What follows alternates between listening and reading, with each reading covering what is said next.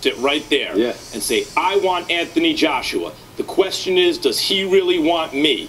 Do you really want Deontay Wilder? I think it's simple.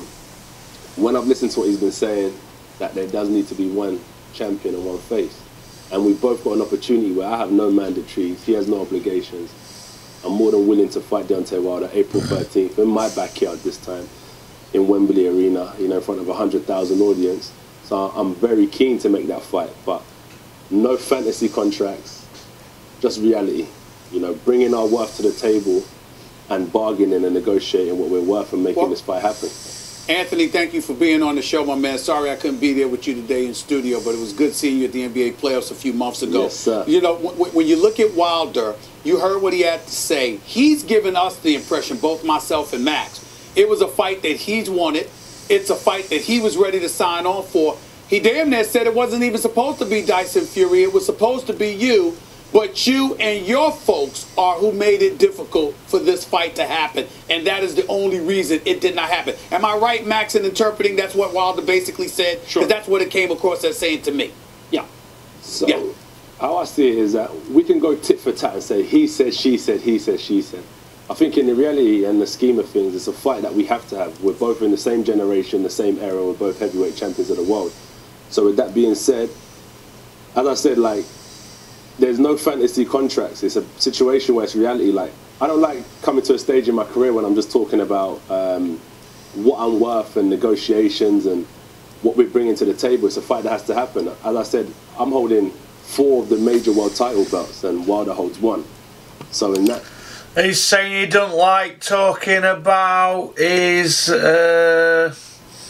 what he's worth and what he brings to the table. That's all he talks about. Or it's about business, I'm about business. What Anthony the contradiction, Joshua. In that sense, I feel he should come to my backyard and fight me. And you're the bigger economic engine. When people talk about Canelo... Look at Max Kellerman here, doing the expert rimmer. Look at this here from Max Kellerman. Canelo's the biggest engine in the sport. In fact, you are the #1 star in worldwide boxing. Canelo is 2, close, but you're #1 right now in the absence of Floyd Mayweather.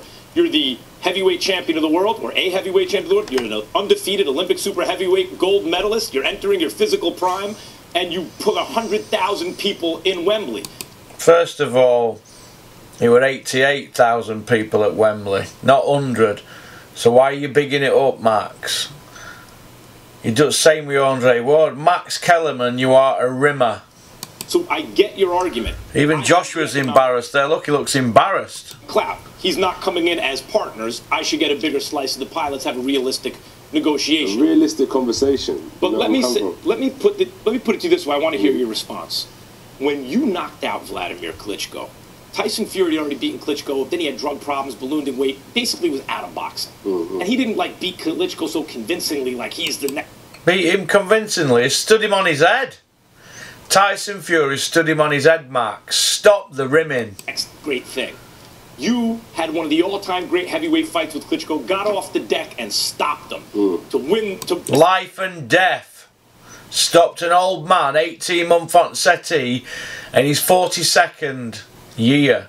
And it was his 5th defeat. 5th. Essentially win the world title in everyone's imagination. That's the in everybody's imagination, Max. You mean your imagination? Klitschko never had a belt. Heavyweight champ. You were here. Everyone else was here.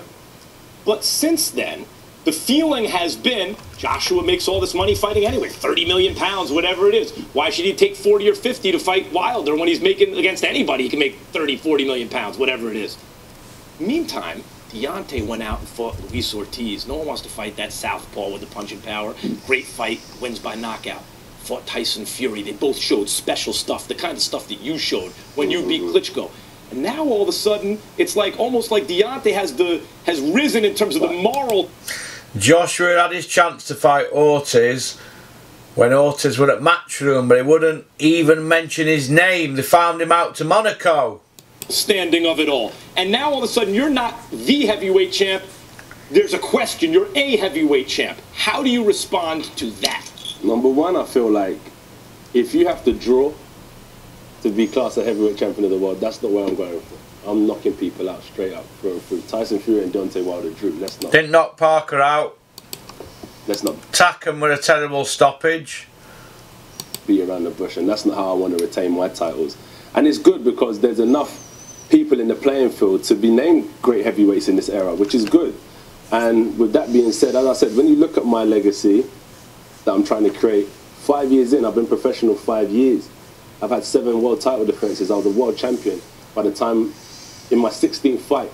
Then you've got these guys I'm dealing with that have been professional 10 years. So when you're talking about who's who and what we've achieved, when you compare, and that's what I'm saying, I already talk from a place of stats and facts. I know I'm the one. And I know I'm going to be here long when them guys are gone. So let them carry on. And it's not about right now. It wasn't about my fight with Vladimir. And it shouldn't be about their fight with Fury and Wilder. It's about what happens in the long term. And that's why from my 16th fight, I threw myself in the deep end to make sure I cement my legacy for the long term. By the way, best fight I've ever called. Hold on, Max. Anthony, I got a 2-part question here. Number one, Yes, who do you think would be the bigger fight, you versus Wilder or you versus Fury, in light of what you saw? And number two, watching that fight, because I'm sure you saw it, did you walk away feeling as confident as you would be against these two, or did you walk away feeling more confident based on what you saw when they fought one another? I think the bigger fight, it's not so much the bigger fight that What sort of a question is that from Stephen A. Smith? Oh my God. It's obvious what he's seen. He saw Wilder's got mega power and Fury's got mega skills, and that he wasn't interested. He lowballed him with offers. Tyson and Wilder are the men now. Joshua's number 3 now. I'm interested in, it's the champion that I'm interested in. So I want the WBC belt strapped around my waist. And then with that being said, I think it was a great fight and a close fight. But as you know me, what I stand for is if you come to someone's backyard or you're fighting a champion, you have to knock them out. So I feel Tyson could have gone in there and knocked out Deontay Wilder. And then it wouldn't have been a situation when you leave it to the judges. And that's how I operate in my business. I don't go in there leaving it down to the judges. Anthony, you've gone... You don't need to. It old men that you fight. Klitschko in his 42nd year. Povetkin in his 40th year. Takam an old man. Parker with a dosser.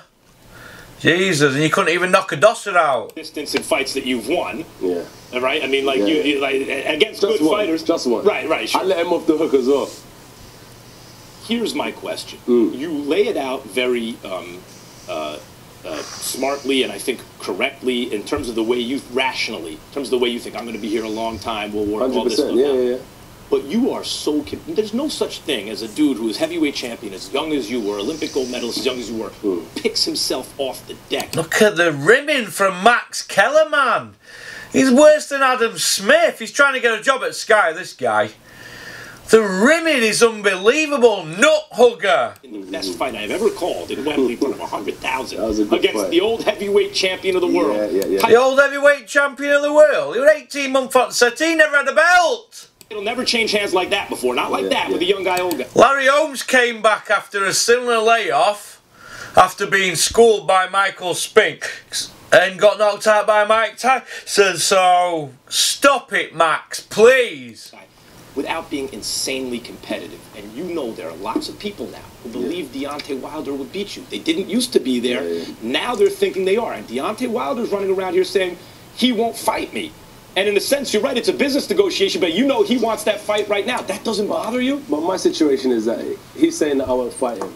As I said, I'm willing to fight Deontay Wilder April 13th in London. So I don't know what more I have to do to get that message across. Easy, you have to pay him what he's worth. That's what you got to do. You can't keep saying you want to fight him, Femi. April 13th, I want to fight him, and then offer him peanuts. He's got a belt. His belt's probably worth what, the same as what all your belts are. He's more interested in fighting Tyson Fury. Tyson Fury holds no world titles. Tyson Fury's known as the man though, isn't he? Belts mean nothing when you've already got him. He's the man. And you're really okay just waiting that out and seeing what's what and eventually fighting them? I can't control what Deontay Wilder does. I can't control what Tyson Fury does. Or no, but you could have made them better offers. Even as far as what they say. But what I can do is control what I say and what I'm doing. Muppet.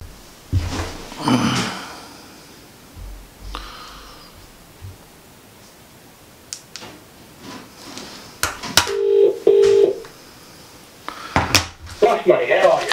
How are you doing, Stig? Are you alright? Yeah, I'm very, very well. I'm what an absolutely amazing day. Certainly a nice day, nicest weather we've had so far this year, isn't it, Russ? Yeah, I think I think spring's on its way, Philip. Don't you think? Oh, definitely. The daffodils are out in my garden. Yeah, are they? Oh, brilliant. And, I'm looking for. Sorry? Oh, brilliant, brilliant, mate, brilliant. How are you keeping? Are you alright? Yeah, I'm very well, Russ. I've been working extremely hard. And, Yeah, you're a grafter, Stig, aren't you? Evening. Russ, it's a terrible line, mate. Is it, mate? Is it bad? Hang on. Let me. 2 seconds. Is that better? I'll tell you what. Hang on. Is that better? Yeah, that's better. Yeah, that's better. Sorry, mate. I haven't mastered this Bluetooth thing I've bought. I'm better off. You know when I'm in car, when I do a car, we've got built-in Bluetooth, haven't you? But it's my car's at garage today, getting something done to it. But can you hear me now? Is that better, mate? That's very clear. Yeah. Yeah, brilliant. So you're all right then, are you, Stig? Yeah, no, I'm good, and I've got a couple of days off. Heather's coming over, and this afternoon we'll go out for a walk on Epsom Downs in this lovely weather. Yeah. And then this evening we'll go out for a romantic meal. Romantic meal? Very much. Well, that's just up your street, that, Stig, isn't it? Oh, yeah. It's just up your street. I'm a lover, not a fighter, mate. You're into all that, aren't you, Stig? I had a fight last week. You had a what? Sorry? You had a fight? I had a fight last week, yeah. Oh, where? Yeah, some guys tried to palm me off with a fake 50. So, kicked off. I've got to watch them fake 50s, Stig, haven't you? Well, I knew as soon as it was given to me, I could feel it. It was. I said immediately, that's not a real 50. So, yeah. So then he kicked off, unfortunately. Never mind. Right, on with the boxing then. First of all, before we on with boxing, how's Heather? Is she all right? Yeah, she's good. Yeah, she's just about to embark on a new career as a personal trainer. So, yeah, well, that'll be easy forever, won't it? That. Oh yeah, I think she'll do extremely well because. Yeah, she obviously likes going to gym. Her figure, she looks like ladies want to look. So she's like Lizzie Webb, but with black hair, isn't she? She's like what? She's like Lizzie Webb, isn't she? Do you know that breakfast TV back in the day? They used to have Lizzie Webb, didn't they, doing is it aerodynamics or aerobics or something? She's like her, isn't she, Lizzie Webb? Yeah, she is. But she's got black hair, not red hair. Yeah, she's often likened to Jamie Lee Curtis, actually. Jamie Lee Curtis. Come up to us when we're out. Yeah, she does look a bit like Jamie Lee from that film Perfect. Yeah. Yeah. You're in your element, you, Stig, aren't you? Right. Oh, I like it, mate. Yeah. Like I said to you the other week, school teachers didn't look like ever when I were at school. No, I wish they did. Anyway, so I'm being taken advantage of. Yeah. I'm being taken advantage of by some of them. yeah. So you're happy in your life. You're happy with your taxiing. Ever's going to be a PTI. So she's happy. You're happy. What about boxing? Where do you think it's heading? The heavyweight division at the moment, Stiggy. Well, I think at the very top of the heavyweight division, Tyson and Deontay, I think it's in a good place, and they have exposed Edward and his spin. And I don't think the Miller fight is that bad, but it isn't Deontay and it isn't Tyson, and they are going to work very, very hard to convince us that the upcoming fight on the 1st of June, I think, is at that level, and that's what they'll all be about, and that's what we're going to have to deal with now for the next 4 or 5 months. Yeah, well, it's actually, is it 105 days we're going to have of this now? They're going to be wheeling Adam Smith out, Johnny Nelson, Spencer Fearon, Adam Smith, Johnny Nelson, Spencer Fearon, Jake Wood, Spencer Oliver. Hopefully Carl Froch won't be wheeled out, or they will wheel him out, but he'll not kowtow to the criteria, because Carl Froch believes that Joshua, he needs to fight somebody now. It's gone on long enough. We've heard after every fight he calls Tyson Fury out and Wilder. He was doing it after he fought the other guys, you know, earlier on when he got Tyson's belts, and he's still doing it now. And I've just picked up on a few videos today I've been watching, and I've took a few extracts from them, and I'm going to slot them in. Well, NJ's going to slot them into videos of the next few days, because obviously this is big news, and it's what I've been waiting for really, because the landscape has now changed. Joshua's not in the driving seat. Greed is good. They believe greed is good. They're going to say one thing to fans when they're under pressure. They're going to say things like, it's about legacy and I'm not about money. I know, because I've got that on my camera. I filmed it today. Joshua's exact word. I'm not about legacy. Sorry, I'm not about money. I'm about legacy. I don't like to talk money. Blah de blah. But when it boils down to it, he's a greedy sod, innit? To put it politely, very greedy. All them sort of people from, go on, they're all greedy. Go on. You know, look, people obviously interact on Twitter, and they'll say, you know, Tyson says it's not about money, but he's not going to fight for less than 50-50. But that's not about money. That's about respect. Yeah. There's no way that, you know, you've got to. Eddie has never respected what Tyson achieved in Dusseldorf, and that is far greater than anything Anthony has ever achieved. And then consequently, as we know, Tyson went off the rails, but the magnificent turnaround in Tyson's life, that alone, that story merits a 50-50 split. And it's not about money, but why should Eddie mug you off when you've achieved so much in your life? That's so. Yeah. For Tyson, it isn't about money; it's about respect. I genuinely believe that. But for Eddie, Eddie is all about money and maximising his perceived assets. For Eddie, it's about money, and Joshua is part of that. I mean, Joshua should say, look, I don't care about the money. Yeah. We'll do it for 50-50, let's have this fight. He should have said that with Deontay, and he should have said that with Tyson. No mucking around, let's have the fight. Because now we've got a second grade fight with Miller, and I think Miller does pose problems to any heavyweight. So, but he's not Deontay, he's not got the threat that Deontay's got, and he hasn't got the skill and the movement, the supreme skill and movement of Tyson. So it's not that fight. Yeah. But we're now going to be spun for the next 105 days, as you just said, that this is a fight on that level. Well, it isn't. It's not the worst fight. It's definitely not. It's better than the Charles Martin fight, isn't it? Yeah, it's a lot better than that. But but way I look at it, not Deontay. Well, I mean, it's only better than Charles Martin fight, because Charles Martin had a good KO ratio and he was in better shape than Jarrell Miller, and he was a southpaw. But in reality, you'd like to think that Tyson Fury, Wilder and Joshua and Dylan White had put Miller and Martin away inside 3 rounds, wouldn't you? Because they're both garbage, aren't they? Miller's garbage. I know from, I can't say this person's name, but I know from people who've sparred him, I know from people who've seen him in sparring camps, he's got a big mouth. He's talked his way into millions of pounds. He's not the first boxer to do that, and he won't be the last. But he is shocking in his appearance.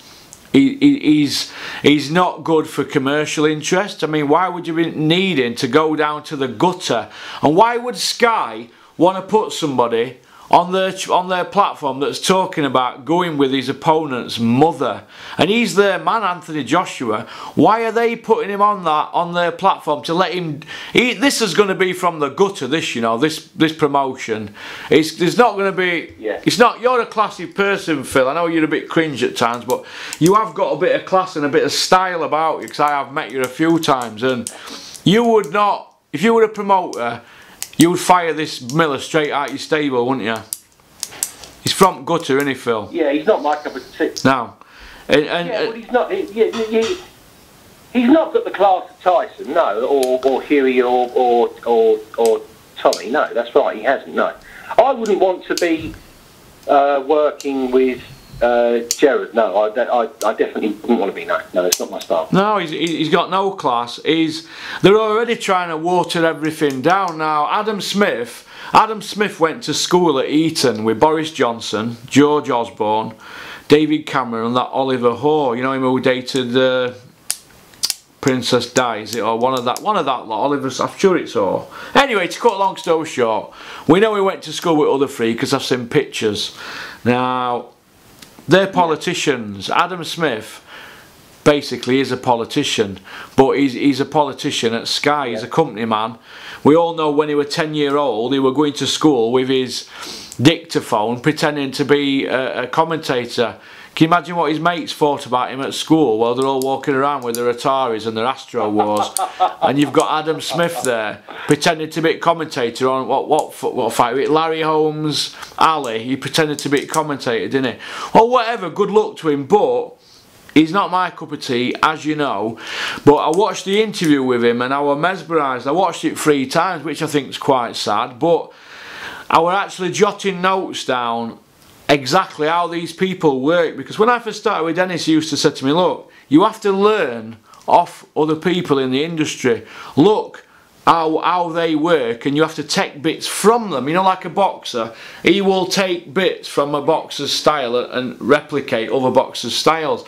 And I'd take bits from Frank Warren, where he'd come out with certain lines, Bob Arum, Don King, Dennis, and you know, like Dennis always comes out with let's create memories and all that, and Don King comes out with he's got 2 chances, none, and Slim, and Slim's just left town, and Mickey Duff, if you want loyal to get a dog, Frank Warren, do me a favour. You know, I'd take bits from him, and Adam Smith, right, the things he'd come out with, the things he came out with yesterday were things like Gerald Miller, he's from New York. He's tough, he's done kickboxing, he didn't have many amateur fights. Yes, he is a bit fleshy. So does fleshy, when you get somebody obese, do we now say, oh, he's not obese, he's just fleshy? And do we say that he's from New York, the same place as Riddick Bowe, Mike Tyson? Well, so what? I can tell you journeymen from New York. Paulie Malignaggi's from New York, he couldn't take skin off a rice pudding. Look, people like Paulie Malignaggi, right, Jim McDonnell, James DeGale, people in the industry, they want to say something about this fight. I've had them on my phone, not them particular people, but I've had people on my phone today, and your eyes will pop out, and they've given me their opinion, and obviously, it goes without a doubt, I can't say who it were, and one of them will rung me, and he was telling me a few little tidbits and that, and you know what? I was blown away with what he said, and I said, well, why don't you come on my channel and say that? He said, Russ, what it is, we're in a predicament where I've got 4 fighters and I want to work with them. So you can see where I'm coming from, can't you? These people, they don't want to say anything. Now, you don't hear Dennis come out with anything, do you? But I know what he thinks. Dennis will say his bit this week in his column, but he will put it a little bit more professionally than what I will, you know what I mean?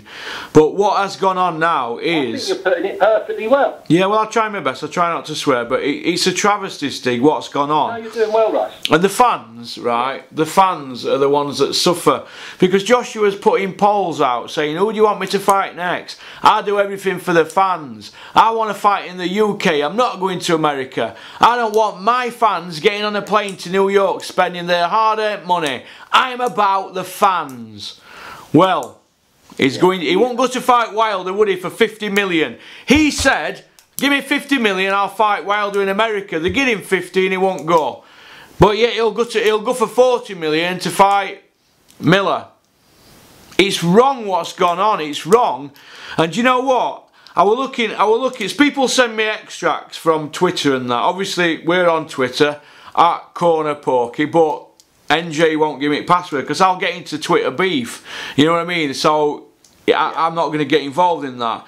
I'm not even on YouTube, but I do read the comments. I just read comments on YouTube. I feel that I can have my say in the video, Stig. But looking at social media yesterday, and I spoke to somebody who's a journalist last night, and he said he has never seen, we can't call it hate, because hate's a strong word, and we don't want anybody to be murdered or maimed, but he's never seen the public turn so quickly like they did on Anthony Joshua and Eddie Hearn last night. Yeah. And I was looking at some of the stuff and it were horrific, and they are under a lot of pressure, and I can now understand why. And Eddie Hearn's a smart cookie. He didn't want that fight in Wembley because he knew they were in trouble if they went to Wembley. They don't think they could fill it. Now Joshua has got a small hardcore base that maybe might just be enough to go to New York. Because why would you give up an arena that does 90,000 plus maybe 3,000 or 4,000 on grass? Why would you give up an arena that does 90,000 plus to go to New York to do 20,000? It doesn't add up. Plus you're going to lose pay-per-view revenue, which Eddie's a numbers man. He knows they're going out there for less than what they get at Wembley commercially. They're only doing that because they've got to go out there now. That is their excuse. How can we say anything against Tyson and Wilder having a rematch? We've got to go to America and say it's a change of plan. They're on the back foot. Tyson Fury and Wilder have ran them out of England, let me tell you. They've got their tails between their legs and they're going to Poco-Hunter Mountains or whatever. And did you hear Adam Smith? Lennox Lewis trained there. Well, so what? What if I went and trained there? It don't mean anything. Lennox can't do fighting for him. They're on the run. They're going to go to Sheffield. Then they're going out there in probably May or something. They might even go earlier because you know what? I've seen it on social media and people are sick of them, mate. Sick. And all this about, I'm going to create this event and it's going to be, what a weekend it's going to be. Well, who's going to go? Who is going? Because so far, I can't see anybody backing him up. Only the paid trolls. You know, them on a ticket deal. What do you think, Stig? Yeah. What do I think? I think that for years before Tyson fought Vlad, Vlad knew that Tyson was going to beat him. Tyson beat Vlad in Vlad's sauna in the Austrian Alps. And then for years, Vlad avoided the fight with Tyson. Yeah, Tyson never got to spar him though, did he? Sorry, mate? Tyson never got to spar Vladimir when he was out there, did he? They never sparred. It's the only person in history that's been in a Vlad camp and never sparred him. Yeah, yeah. Tyson had the... Yeah, it's true, that's true. He had the style and the talent to beat him. He knew that. Yeah. Tyson was a bit of a gobshite, let's be honest. Eventually got the fight, Vlad couldn't avoid him anymore and he beat him. And then Tyson was in charge of the heavyweight division. After that fight, Eddie couldn't even congratulate Tyson on his magnificent performance. He just wanted to talk about Anthony. Then, which fight was that? The Vladimir fight? Sorry, mate? Was that the Vladimir fight, Stig? Yeah. Yeah, Eddie couldn't congratulate him on the Germany win, you mean? Sorry, mate. Did you say that Eddie couldn't congratulate Tyson on the Germany win? You know, the Dusseldorf win, is that what you meant? Yeah, no. Sorry. No, he was asked and he didn't make any comment. He just wanted to talk about Anthony. Yeah, well, he never had a belt then, did he, Joshua? Joshua never had a belt then, did he? No, he didn't. Yeah, he got Tyson's belt off him, didn't he? Yeah. He wanted his man to have a belt. It was always about that. Social media turned against Tyson. Tyson took it all to heart. Eddie came in and thoroughly, cynically exploited the whole situation, and Anthony's achieved well beyond his talent compared to Tyson. Yeah. Now Tyson turned his life around. And that culminated in that 12th round, which is one of boxing's greatest ever rounds. That's one of the finest rounds ever. That's drama magnificence. That turned it around. And then after that, Tyson then took the errant decision, like in a really classy way. The spell of Eddie was then broken, and since then, Eddie has been on the back foot. And he's just going to keep on spinning and pretending and faking and trying to get back to what he's enjoyed for this 3-year period. But it's all gone, mate. It ended on December the 1st last year. He's now exposed and he's on the back foot, and he ain't going to get back off the back foot, because I don't think Tyson, I think he's learned how to live. He's going to keep on doing what he's doing, and it's over. This domination, this Anthony's the best, it's broken, mate. It never was true. But Tyson's going to keep on proving it now. That's the way it is. Yeah, do you know what? You made some good points there. Let me just touch on something there, Stig, right? That's very, very, very good points then, right? What you're going to get now, and I agree with what you just said there wholeheartedly, I think you're going to get a mass media interviews. Eddie's just going to batter these YouTubers and the newspaper. Obviously, he has certain people who he's not going to speak to, people like me, and he don't really give Jeff Powell the time of day, but he will have, you know, his favourites, Gareth A. Davis, people like him, and there's Coogan, you know, people like that, Rob Tebbert. They're all going to be, you know, welcomed into the fold, because they're not going to ask the proper questions, are they? But I jotted a few things down earlier. I'm just going to see if you've just touched upon them. What happened for the fans? Well, I think we spoke about that when he said he wants it to be in UK, Joshua, didn't he, his next fight, for the fans. He said the UK is where it's at. He also said, what about Eddie saying Miller isn't a top 5 guy? That was a couple of months ago at Christmas. He said Jarrell Miller's not a top 5 guy, he's not in our plans. But yet now all of a sudden Miller's been bumped up to number 2, hasn't he, in a couple of rankings. He's been bumped up into Ring Mag. We know why, don't we? We know what's going on there, don't we? Legacy. We spoke about Joshua saying in that interview that I've just took extracts out from this morning. He said it's about legacy and not money. He's not about money, he's about legacy. Well, if he's not about money, why is Anthony Joshua putting tweets out saying I want to be a billionaire?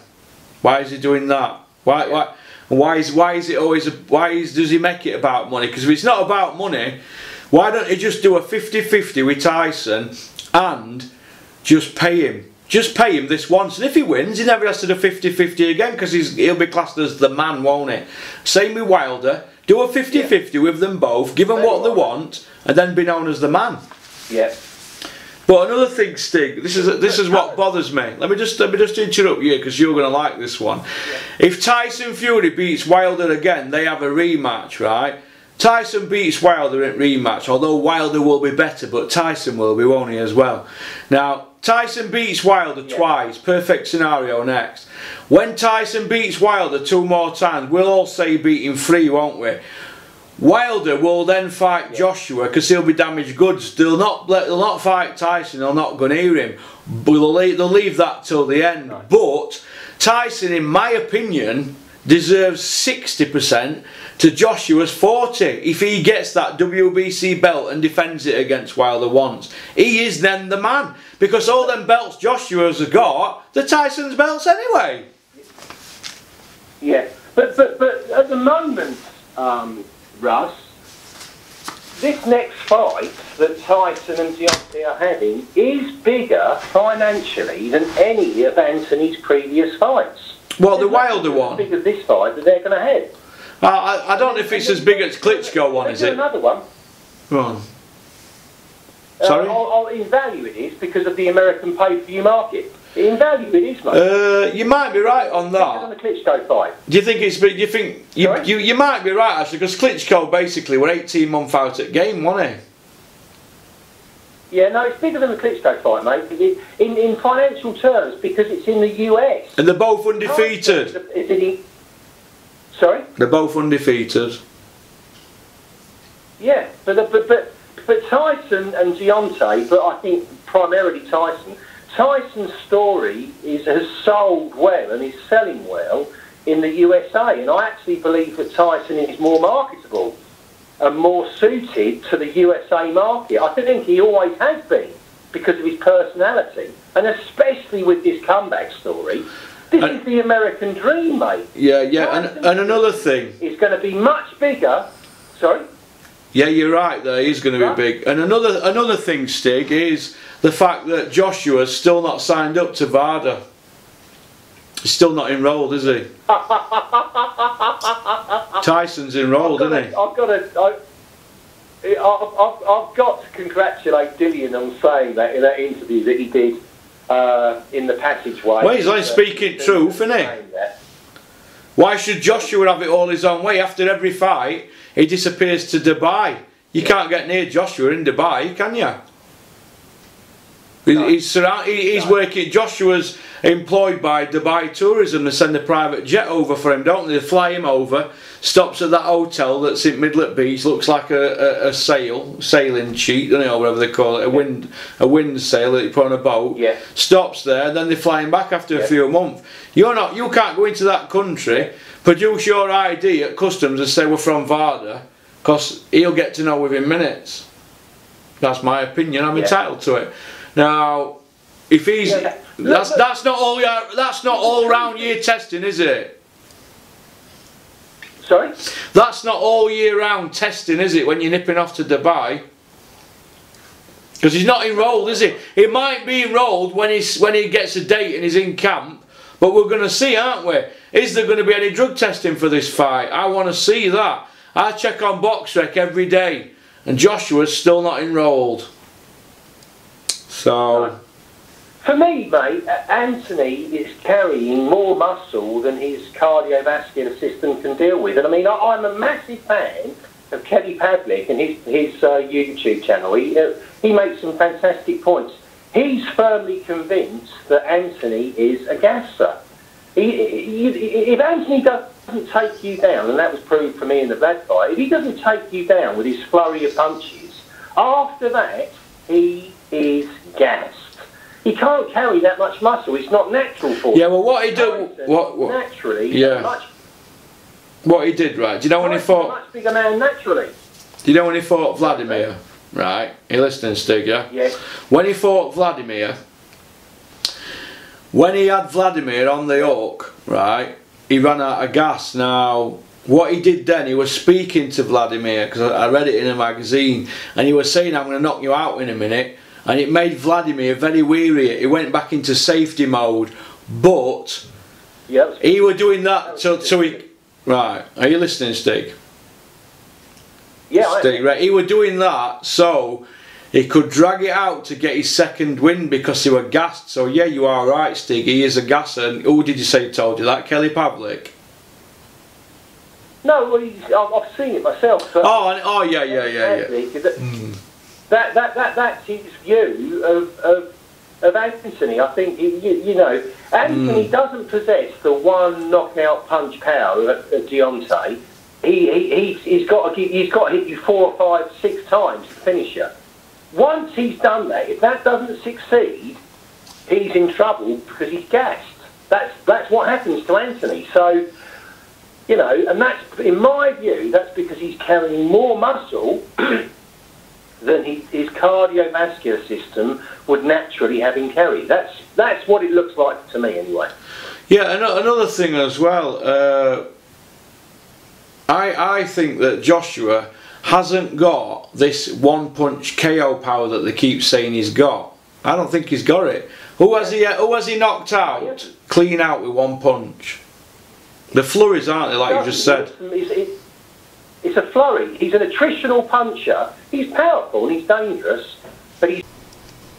Dwindled around a lot, and I've never mentioned finances in my whole career. I don't mention earnings or lifestyle. I'm not flashy. But it seems to be one of the hot topics when it comes to boxing right now. But I'm going to try and deter away from it and keep the pureness of the sport. Because it takes away the pureness of it. I was thinking about it the other day. I was like, boxing is starting to become a situation where it's like becomes more business sense, where fighters don't want to take risks no more because I don't want to be ferocious anymore because I might end up making a mistake and taking a loss. And just got to go in there and be guts though, just keep that gutter mindset. And that's why I don't want to always pipe up about negotiations, splits and all that stuff. I know people that would fight me for free, and I'm the same mindset.